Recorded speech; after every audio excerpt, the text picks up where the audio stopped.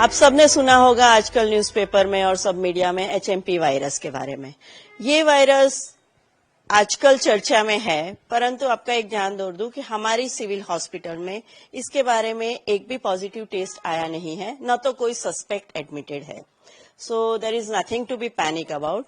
दूसरी बात, गुजरात स्टेट में आज तक एक ही पेशेंट पॉजिटिव डिटेक्ट हुआ है, वो अहमदाबाद में है, जो बच्चा प्रोबेबली राजस्थान से आया था। सो इसमें डरने की कोई बात है नहीं। दूसरी बात है वायरस। वायरस एक ऐसी लाइफ है जो ह्यूमन को काफी टाइम तक परेशान करती रहती है, आती है जाती है। सो हमारा एक बुरा अनुभव रहा है कोविड के साथ, परंतु ये चीज डरने की नहीं है और वायरस का हमेशा कुछ न कुछ स्पाइक आना डे टू डे लाइफ में इज कॉमन। अभी वायरस का स्वभाव ये है कि बैक्टीरियल इन्फेक्शन की तरह उसको एक एंटीबायोटिक से ट्रीट नहीं किया जा सकता। सो वायरस को अपनी रिकवरी के लिए खुद का टाइम होता है, खुद का कोर्स होता है। So you will have to wait and watch till the outcome. अभी रही रेस्पिरेटरी वायरस की बात, तो रेस्पिरेटरी वायरस जैसे आपको पता है फ्लू या सर्दी के नाम से हम सब जानते हैं, जो घर में रहने वाले आसपास लोगों को या नजदीक में कांटेक्ट में आने वाले आसपास लोगों को लगता है। सो कोई किसी भी तरह का वायरल इन्फेक्शन जो आसपास रेस्पिरेटरी में दिखे, इसके लिए कॉमन प्रिकॉशंस लेना सबके लिए एडवाइजेबल है। फैमिली में किसी को हुआ है, ऑफिस में किसी को हुआ है, ट्रांसपोर्ट में आसपास कोई छींक रहा है, तो आप अपने प्रिकॉशंस लीजिए, पर ये डरने की बात नहीं है। अपनी हेल्थ के लिए प्रिकॉशनरी स्टेप लेने की बात है। सिविल हॉस्पिटल में किस तरीके से इसकी तैयारियां हैं और अगर ऐसा कुछ है तो कैसे हम उसको मैनेज कर सकते हैं? एज ए सुपरिंटेंडेंट मैं आपको बताऊंगी कि सिविल हॉस्पिटल साउथ गुजरात का सबसे बड़ा टर्शियरी केयर सेंटर है और हमारे हॉस्पिटल, उसके staff, nurses, ward boy, emergency department सब हमेशा किसी न किसी आने वाली इमरजेंसी के लिए हमेशा तैयार होते हैं। सो ये वायरल कोई स्पेसिफिक चीज नहीं है। हमारे यहाँ एक हमेशा इमरजेंसी वार्ड रहता है, कैजुअलिटी हमेशा डॉक्टर्स और नर्सिस से हमेशा अलर्ट रहता है और हमारे यहाँ किसी भी तरह की मास कैजुअलिटी आ जाए या कोई एपिडेमिक आ जाए, उसके लिए हमेशा सिविल हॉस्पिटल की सुविधाएं तैयार रहती है।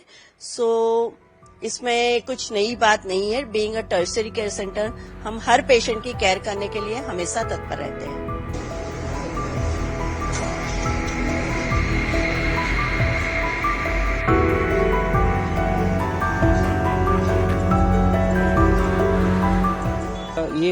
हम जो एक पैनल करते हैं, उस पैनल में उसका एक पार्ट है और हमारे यहाँ पिछले 6 महीने में करीब 12-15 केस तो आ ही चुके हैं, क्योंकि हमें सैंपल्स कई एरियाज से आते हैं, तो उसमें से हमें ये 12 से 15 केसेस में मिल चुका है अभी तक।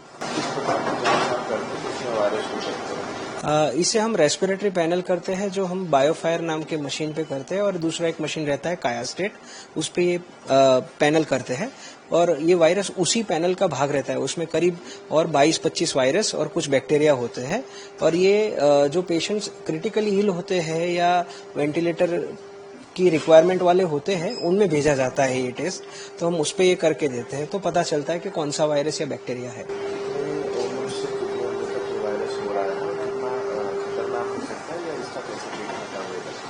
ये वायरस यूजुअली खतरनाक तो नहीं है, काफी लोगों को सेल्फ रिजोल्विंग निमोनिया होता है, कई बार तो टेस्टिंग भी नहीं होती, पर जो एक्सट्रीम्स ऑफ एज ग्रुप है बच्चों में और पीडियाट्रिक और जीरियाट्रिक पॉपुलेशन में, उनमें ये थोड़ा प्रॉब्लम कर सकता है। तो अभी जो ये केस आ रहे हैं उसको केस कैसे डिटेक्ट कर रहे हैं और फिर उसके आगे फर्दर जो उसकी जांच होती है, इलाज होता है, वो कैसे?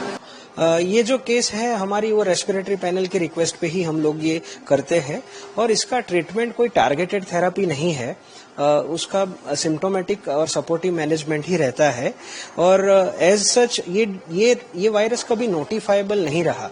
तो कभी जैसे कि आप टीबी या मलेरिया, डेंगू की नोटिफिकेशन आप देते हो अपनी गवर्नमेंट को या स्टेट बॉडी को, तो ये कभी भी नोटिफाइबल नहीं रहा, तो इसीलिए इसका कोई रॉक सॉलिड डेटा नहीं है अपने पास, पर हाँ इसका सिम्टोमेटिक मैनेजमेंट होता है बस।